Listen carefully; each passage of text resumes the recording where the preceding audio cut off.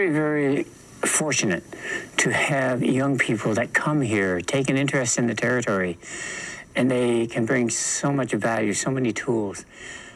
A fellow by the name of Matt Abbott appeared in my office one day after he pedaled a bicycle from Fredericton to St. Andrews, telling me that he was interested in the baykeeper job. He first appeared as a student, and then when the baykeeper came to me and said, "I think I found my retirement package," that was Matt Abbott. We're so fortunate to have Matt Abbott in the territory and speak with us when it comes to being a voice for the territory. Thanks very much, and it is just great to be here. Chief, in my discussion with Chief preparing these remarks, he asked me to tell my story a bit of how I ended up here and ended up as Fundy Baykeeper and working with the Conservation Council. And I don't usually like talking about myself in these sorts of forums, but I think it does help illustrate the power of this place, Passamaquoddy Bay and the Bay of Fundy that you see behind me here in St. Andrews Harbor. So I've been here almost 12 years now, and I came as a summer student. My plan was to be here for 3 months, and no more than 3 months. I came here without a great deal of knowledge of how the ocean functioned. I didn't know much about the Bay of Fundy, and I'd hardly spent any time on salt water. I grew up in Northern Ontario, near Timmins and Cochrane, and so when I arrived here, you know, I thought it would be a neat experience, but what happened to me is what's happened to so many others. This place really has a way of capturing people. And I think everyone here at this forum understands that this is a really special place. So I arrived here with a plan to live here for 3 months, learn some interesting things about the Bay of Fundy, and then go on with my life. But very quickly I realized that 3 months wasn't enough time here. Spending time on the beach, and especially spending time on the water, you really realize quickly that this space is special. And then if you speak to folks like, I spent a lot of time talking to Chief Acadie about this place, would speak with divers, fishers, tourism operators, really realize that this place has a lot going for it. And so I was captured and I stuck around, and that's happened to a lot of people because this place is really special. And the Conservation Council of New Brunswick, my organization, has also known this place is really special. We've been doing marine work for about 40 years now, and it's always been centered right here in Passamaquoddy Bay, the Western Isles, and the outer Bay of Fundy.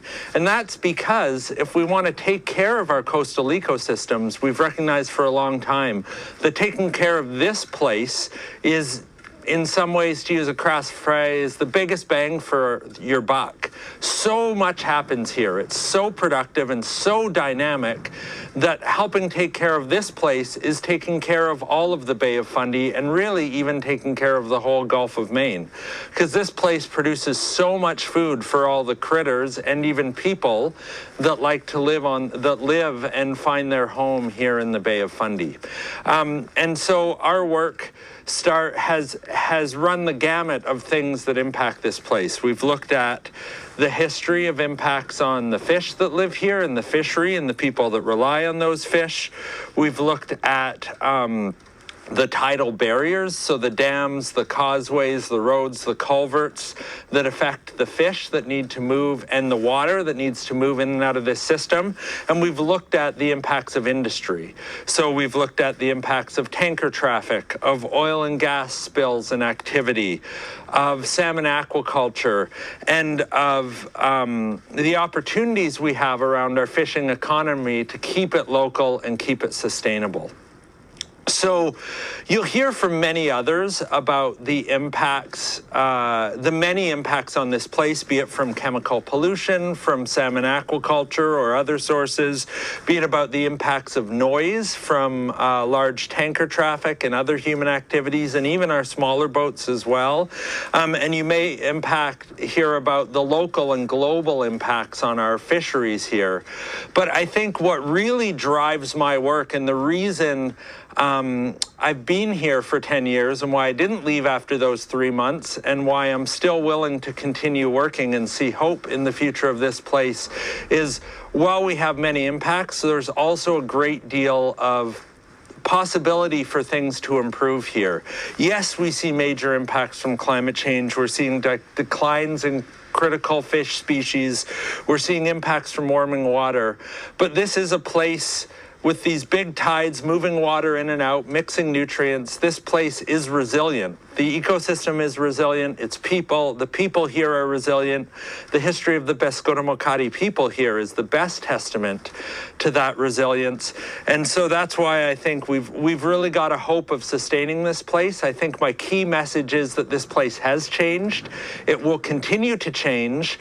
But if humans give the natural environment the respect it deserves and manage our activities to limit the impacts, we can continue to see a really vibrant, dynamic ecosystem here, even as it changes. So I'll just close by really remarking, I'm sure we'll hear lots about the restoration of river herring of alewife on the Skutik River throughout this summit. But I'd just like to close by really looking at that as a source of hope. So when I came in 2009, my job as a summer student was to work on a public-facing document. Now it would be a blog. At the time it was a printout I handed out at the market and that sort of thing, about the state of alewife or Gaspereau in this, what I was calling at the time the St.Croix River. I now know its traditional name, the Skutik River. And we were looking at how much that fish had declined and how much potential for restoration there was. I wrote that document hoping that over the next 10, 20, 50 years, we could see improvements in this fish population. Little did I know that 12 years later, just a dozen years later, we'd see major improvements in this fish, that we'd see a dam coming out, and that we'd really see this coming together, led by the Peskotomuhkati Nation of Indigenous peoples, of NGOs, of governments even at times, to really seek the restoration of this river. We went from what felt like tilting at windmills to see teams of dozens of people working in the field every summer to improve the culverts, to advocate for the removal of dams, to get better fish passage. So something that didn't seem achievable just a decade ago, we're well on our way to treating this river properly and seeing the restoration of these fish. And when we restore alewife, also called Gaspereau, we restore food for fish in the rivers, for bears, for eagles, but we're also restoring fish for porpoise, for seals, for whales, and for those so important ground fish that we've seen in decline.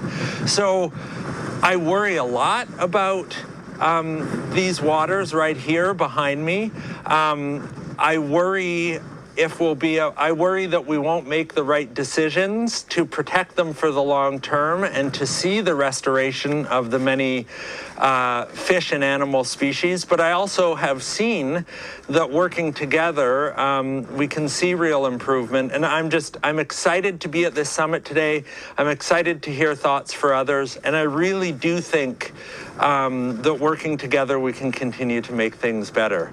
Thanks very much. And thanks again, Chief Akagi, for bringing us all together today.